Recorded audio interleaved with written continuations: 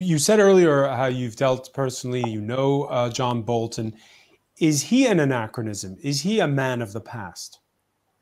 He is a man of the past because he has been there for many, many years and many administrations, but so are all those who have been involved in many decades, including President Trump was not a politician, he was a businessman, but he also come from a different century. So does I'm asking about his worldview of John Bolton's worldview, his hawkish worldview. Is it anachronistic? It is the same worldview that he has. So when the president shows him, he knew exactly who he was selecting. It's John Bolton basically is a man of the containment world. And he sees those forces such as Iran, North Korea, Russia, and others as forces that needs to be contained versus the president who accepts containment, but when he sees a window for a transaction, he rushes into it. That's the reason for the clash between the two politicians. So is Bolton intransigent or is he open-minded? He can be flexible, but basically what he wants is to achieve a goal, meaning his map is, if the North Koreans give us enough, then we can strike a deal with them. But if they don't, we're not going to be waiting for them. We need to do more pressure. So he's for constant pressure until the other side would make a concession. Avis Bohlen, does that depiction of John Bolton ring true to you?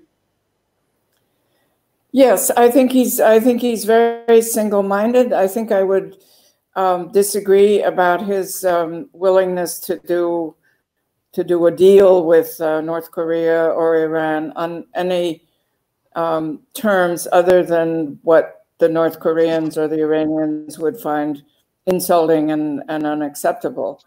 He has a very hardline view of the world, a very single-minded view of what American interests are. And I think that doesn't allow for a lot of diplomacy. He's a very, very intelligent man. He can be reasoned with on occasion, but he is very rigid, I think, in his view of the outside world, and it does not allow for a lot of compromise in my experience. And from your personal experience, because when you held that position of assistant secretary, it was under two administrations. Was there a big difference when it was John Bolton in charge and not John Bolton in charge? Absolutely.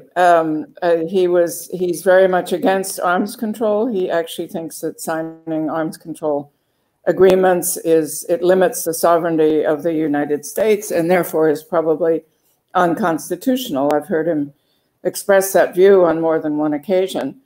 And certainly as far as I was concerned personally, I only served with him for about 6 months. And his main concern was to get rid of me so that he could put someone else in there.